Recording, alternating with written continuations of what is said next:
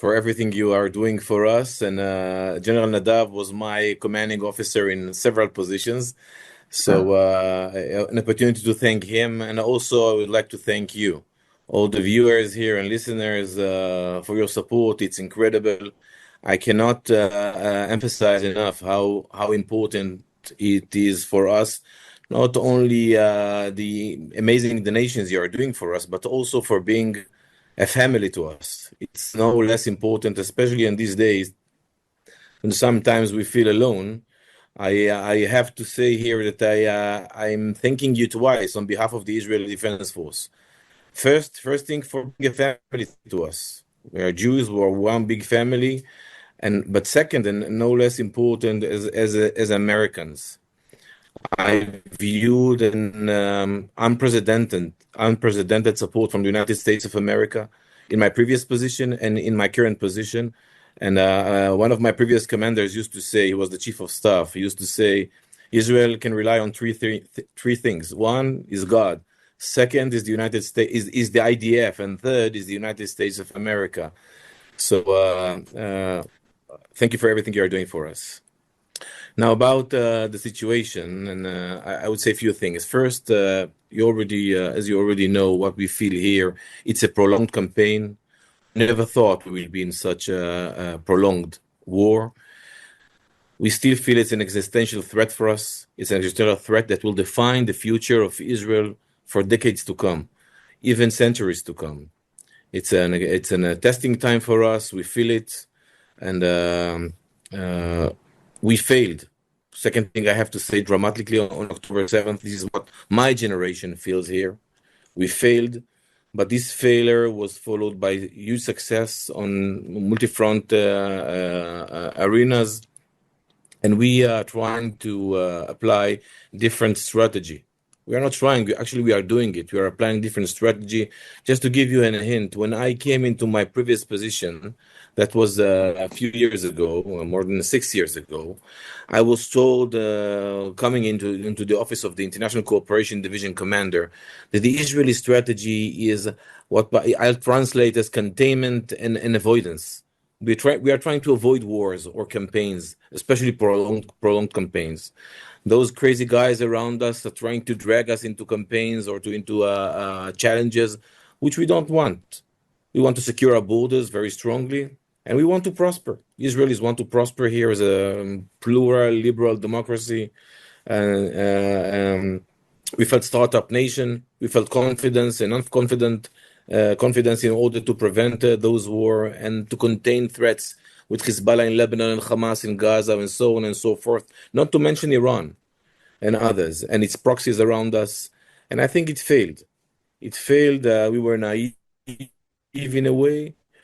So what we are applying now around our borders is a different strategy. We are trying to prevent threats when they are small. We kill them while they are small, before they are growing into an existential threat. Quick response. We are creating buffer zones, both in Lebanon, in Syria, and also in Gaza. We don't see as military professionals a situation in which we can defend our borders right on the front line when our civilians, when our villages are right on the front line zone. So this is what we are trying to apply now. In Lebanon, I would say briefly that in Lebanon, we are in a situation in which we are seeing a strategic change in Lebanon, historic change. Hezbollah is weak. It still has the capacity to launch missiles at Israel, maybe hundreds of them, all the way to Tel Aviv and more than that. But it's not it doesn't has the will or the support from Lebanon like it used to have. We killed or we dismantled all its infrastructure in South Lebanon and the entire of his leadership. So they are weak now and they have to calculate every measure. We are enforcing the agreement in Lebanon, the ceasefire agreement. Wherever we see Hezbollah trying to reinforce, we are enforcing it ourselves and attacking every threat, as I mentioned before. Same thing in Syria. Syria, we saw a dramatic change recently with a change of leadership in Syria, because Syria used to be a pillar or a cornerstone on the way from Iran to Lebanon. It was used as a crossing point of weapons to Lebanon from Syria, Iraq, and so on and so forth. Now the Sunna regime, the new Sunna regime, is different. We still don't trust them. Those guys, we have to look at them very suspicious way. In Syria, we won't allow any arms in South Syria that will threaten our civilians. So we also have our frontline posts over there, and we are attacking every time we see any arms coming to South Syria. Iran, I will not elaborate here unless you would like me to do next Nadav, but I will not do it now. But we attacked in Iran. We have reached in Iran the extent in which it was an existential threat for us, both their nuclear capacities, and second is the long-range missiles. They were developing thousands of long-range ballistic missiles. They were aiming to produce up to 8,000 in the next 2 years. They have reached the amount of 2,000. Let alone or put aside the nuclear threat, those heavy ballistic missiles, we saw the damage that they can do in Israel, and reaching the amount of thousands, 6, 7, 8,000 missiles. It could have been existential threat for Israel, and we attacked all the chain of production of those missiles.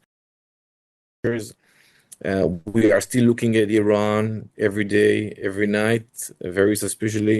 We see how they will react. Will they go to an agreement or not? Or will we have in the future to defend ourselves again? Going to Gaza, in Gaza, the situation is complex. I've been asked very repeatedly, by many around the world, how come you've reached such a phenomenal, results in Iran and in Lebanon and in Syria, but you are not capable of destroying Hamas and finish this war. It's a prolonged campaign. We never thought we will be in such a situation. Very cruel enemy, fundamental Muslim enemy who uses his own civilians as human shields, hides underground, uses ambulances and hospitals and so on and so forth. They don't care about their own civilians. They are starving their own people. They are stealing all the huge amount of humanitarian support that goes into Gaza. They are selling it in high prices in their markets in Gaza City and other places. And actually starving their own people. They don't care how many people dead around them, as long as they survive in their underground facilities. They still hold our hostages. They've just released few video clips. It's a terror to terrorize Israelis. They've launched those videos, horrible videos.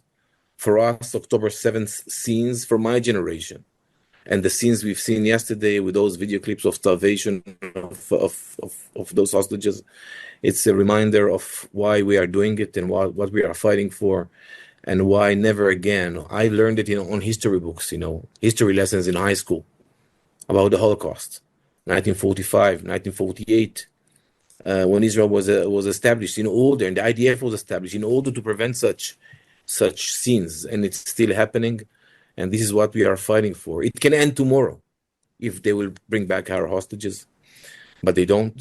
They are using them as insurance and torturing them.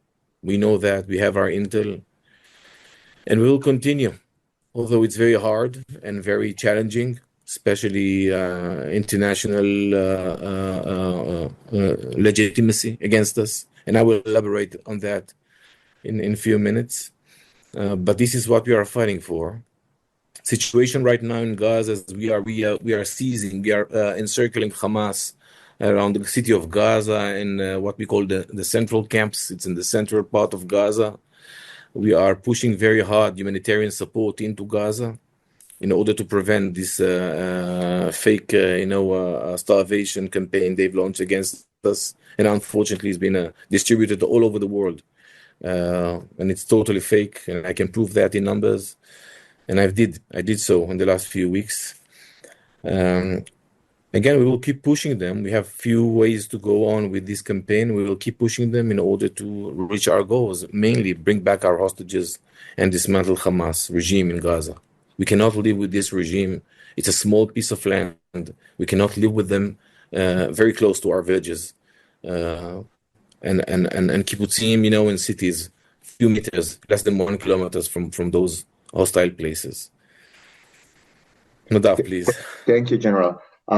You mentioned the clip. Well, you see hostage, like a Holocaust survivor, and very healthy hand of Hamas terrorists that look that is not suffering from lack of food, giving them water. While you see this clip, you see the same day, the evening, at the opening of the news, at the US and other countries, the Hamas campaign explained that Israel starving and torturing the people in Gaza. If you can elaborate a bit about this PR campaign of Hamas, and what do you do as IDF spokesperson to fight it? Well, you know what? I will elaborate a little bit. Nadav told me previously that he wanted me to speak about those challenges, those PR challenges, or how do I explain this situation around the world. So I will share with you those challenges. I'm exactly 4 months now into this position. I feel like it's several years. It's because it's so intensive, and we have our limits, and I will explain here, and I will answer your question, Nadav. First thing is prolonged campaign. We never imagined we will be in such prolonged campaign. The IDF was built for short campaigns. This was our strategy. Very strong, very massive. You go in, you win, you go back home. It's a small country, Israel. You want your population to go back to their normal lives and prosper and progress. So we were never ready for such a long campaign that was enforced on us by Hamas, and they are willing to make it as long as more and more in order to exhaust us. And so this is one thing. Second thing is Gaza is very dense area, very urban, dense area. I think it's one of the complicated battle zones around the world. I've seen experts coming from the United States of America armed forces and from all over the world to see what's happening there, and they are shocked. When these generals and officers are coming, they are shocked. None of them face such a challenge. When Hamas is so deep embedded into the population, underground and above ground, every single house has its shaft or uses it as command and control center or for storage of weapons and so on and so forth. Every single house, sometimes a whole street. And we have to fight such when it's fully embedded into civilians using children, UN schools, mainly UN schools, hospitals, ambulances, and so on. It's a big challenge. It's a big challenge when you are a commander on the ground, and we've been in this place. When you see a launcher on the backyard of a school, aiming to launch a missile at Sderot or at Ofakim or at other places around Gaza, and you know that if you will hit preemptively this missile, you will kill children. But if you will not, they will kill your own children. It keeps happening. It keeps happening as we speak right now. And they are using it. And I will explain why. This is part of my challenges now. How do you explain that? Because what you see on Al Jazeera right away, and then in international media, is Israel attacking school, Israel attacking ambulances, Israel killing children, Israel starving, and so on and so forth. You know that it's very hard to face those accusations. Although the truth is beside you. I'm right. They are wrong. They are evil. So this is the second thing, very dense area, civilians as shields. In fact, the strategy of Hamas, and they say it out loud, they don't hide it. They use media, what they call media ambush. They want us to do these things. They want to take a picture of us, of one of our missiles hitting civilians in order to use it against us, and they do.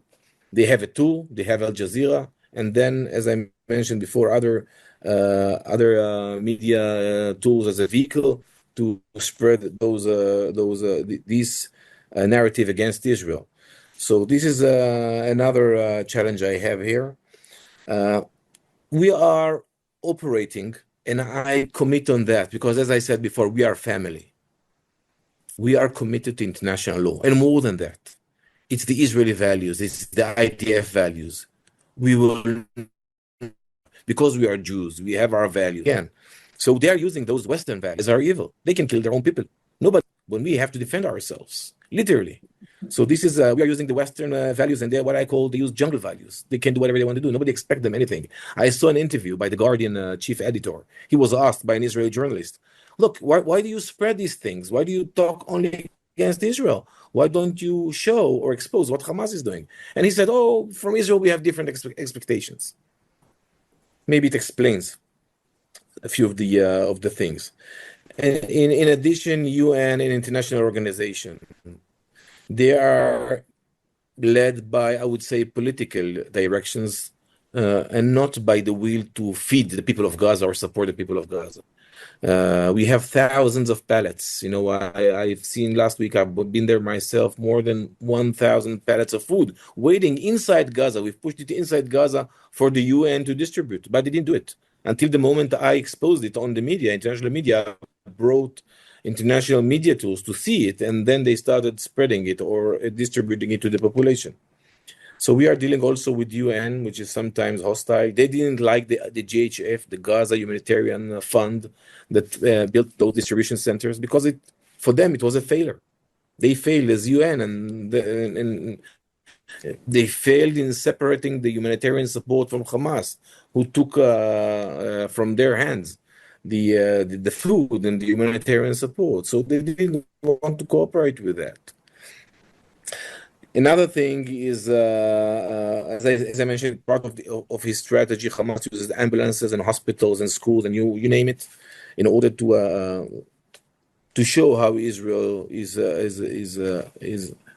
doing horrible things. Unfortunately, hostile international media in many cases, as I mentioned before, which first thing is they say things against Israel. They don't check what is right and what is wrong. We saw on the New York Post an example this a few weeks ago, last week actually, when they presented the picture of a very sick child, claiming that Israel, or blaming Israel for starving this child. We have dozens of incidents like that. Well, it took us time in the IDF, but we found this child sick in Italy, in a hospital in Italy for 3 months. He's not in Gaza at all, and he's sick in a disease, unfortunate disease, and he looks very, very hungry, but he's not. He's there with his family, and we allowed him going to Italy for medical treatment, and they used this picture, and they never denied it until we showed them the proofs, and then they wrote it, I don't know, on page number 7 in small letters on the backside of the newspaper, saying that they were wrong, and the damage was done, not only to us in Israel, but also to you around the world. Anti-Semitism is under those fake news. Anti-Semitism is growing. But I think last two things for me, above all, talking about challenges, and this will answer your question, Nadav. I think it's above all, Hamas is a fundamental racist, religious, different culture than what we know, who aspires to kill Jews. And they are saying it out loud, aspires to destroy Israel. And they, after almost 20 months, we are now 22 months of war. Very hard on Hamas. We killed all their leadership, hundreds of meters of kilometers of tunnels. We've dismantled or killed most of their command and control top echelon, including battalion commanders and above, and company commanders. And still, underground, when the population is suffering because of them, they still, we know that from our intel, we listen to them. They still talk about Tufan 2.0. Tufan means the flood of Gaza, what they call the flood of Jerusalem. Tufan al-Aqsa, which was the name of the operation they launched on October 7th. So they are planning to do another one in 1 year time. They are planning to, if they will go to a ceasefire with Israel, to rebuild themselves in order to execute another operation like that on Israel. This is their aspiration. They don't care about the results or the implications of anything. This is how fundamental it is. And not to mention their leadership in Qatar or wherever, or Turkey, wherever they are. They keep saying that. They don't regret October 7th. They don't claim it was a mistake or whatever. They take pride of that. And the last thing, I'm committed to a speaker values, IDF speaker values. I have to say the truth. And I keep saying the day or the minute I will have to say something fake or false, I will have to resign, because I represent the IDF and its values. And and this is versus propaganda values. Sometimes you see on social media, on Twitter, even on traditional media tools like the New York Times, like we saw only last week, they very fast launch those messages or this news, fake news, without even checking if it's true or wrong. I cannot act according to these jungle laws. I have to check. I have to be reliable. I have to understand. I have to investigate each incident and to understand I'm right and to give you, the Israeli viewers, or around the world, the truth. And it takes time. I cannot do it in 5 minutes or sometimes even a day. It takes hours, sometimes days. And by this time, we pay very heavy price. Can it change? We are doing our best in order to improve it, but we are sticking to the truth and to our values. Yeah.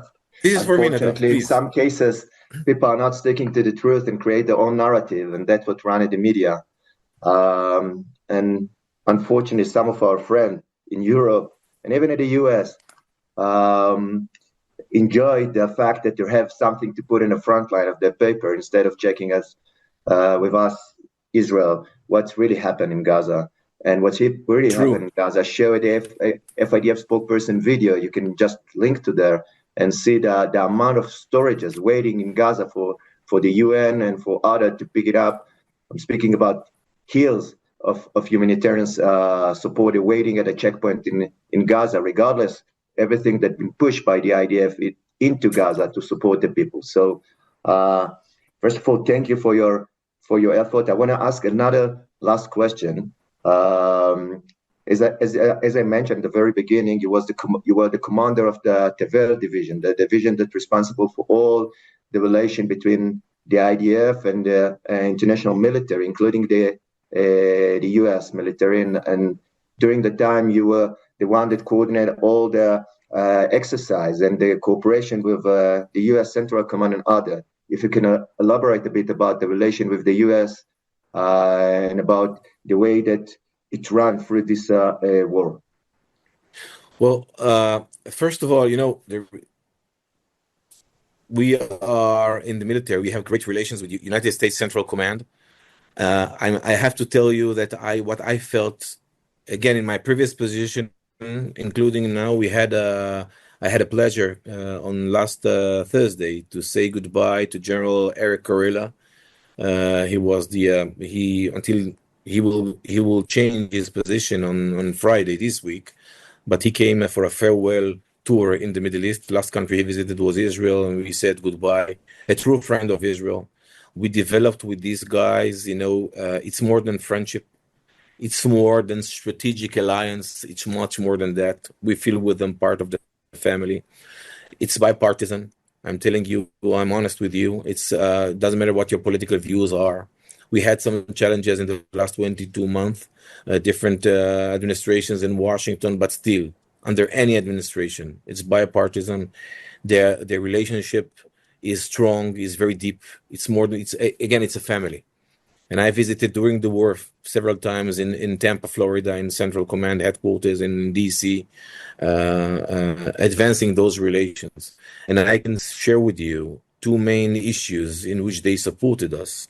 First, and I invite myself, Nadav, for another podcast talking about the regional architecture we developed here in the last few years, because it's history in the making. And I have to say, thanks to U.S. Central Command, for us, for our generation, Nadav, it's crazy. If you'd ask your father or my father, if you tell him that we have peace treaties with Egypt and Jordan, with all the challenges we are facing with them. We have peace treaties with Jordan and Egypt, and with UAE and Bahrain, and Saudi is only in the reach of a hand. It can come. And we are cooperating, and I cannot elaborate more than that, cooperating with our neighboring country on defense of the region and defending Israel. My father would say I'm crazy. Unfortunately, he's not alive anymore. But for his generation, it was a dream, and it came true. So I am optimistic for the future of Israel, for our strategic position, and it all thanks to the U.S. Central Command. We did it together with them. They are embedded into this region. So when it started with the Abraham Accords, 2022, and when they maybe naively started inviting, let's say, the IDF Navy commander to a meeting of Navy commanders, regional Navy commanders. So you see around the table, a Navy commander from all our neighboring countries, including countries we don't have diplomatic relations with. And this is a dream come true. And I experienced it personally. And so this is one thing, bringing Israel into the region. Israel was never part of this region. We were rejected from this region. We sing songs in the European song context. the Eurovision. We are not part of Europe. We are Asians, aren't we? We forgot that. We are playing basketball in Europe, but we are part of this region, and they started digesting us into this region, and they have put a lot of effort in that. And again, it's history on the making, and this is something we have to thank them a lot. Second thing is the support with ammunition. Along the last 2 years, they did their best in order, and they showed a lot of flexibility, bringing weapons to Israel from all around the world, where Americans are stationed. And I cannot elaborate on that, but this was amazing, and they did it because they felt we are sharing the same values of freedom, of democracy, of liberal democracy, and it's not only about strategic interests. And the third thing is during April, attack from Iran, in October, attack from Iran, and then the 12-day campaign on May between Israel and Iran. They were very supportive, and this includes all the various efforts I just mentioned, and I cannot elaborate, unfortunately, on that. In the next conversation we'll have, I promise I will, Nadav. I will present how it happened. But it is amazing. It's history on the making. I'm optimistic. I think we can reach other places in the region, in this region, and a lot of it thanks to the United States of America and Central Command. Thank you so very much.